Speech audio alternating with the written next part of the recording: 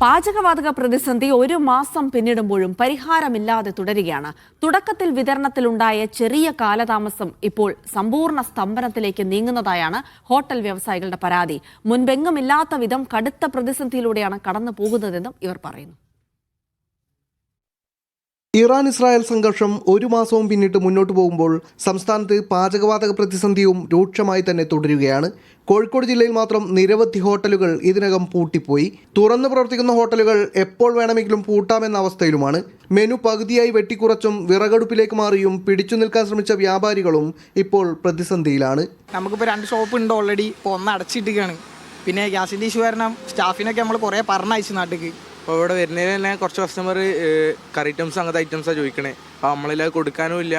പിന്നെ അത് കുറച്ച് കാലം നമ്മൾ സ്റ്റാഫിനെ പിടിച്ച് നിർത്തിയിനി, നാളെ റെഡിയാവും മറ്റന്നാളെ റെഡിയാവും വിചാരിച്ചിട്ട്.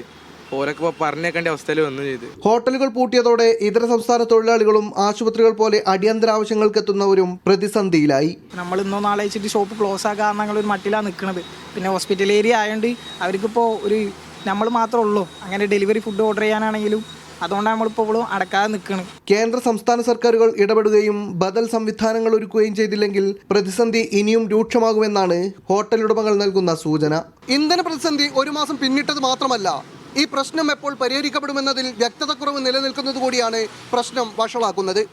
പൂട്ടിയിട്ടില്ലാത്ത ഹോട്ടലുകളും നിലവിൽ പൂട്ടിപ്പോകലിൻ്റെ വക്കിലാണ്. ക്യാമറ പേഴ്സൺ ജിജീഷിനൊപ്പം ടി അനീസ് അലി, മീഡിയ 1 കോഴിക്കോട്.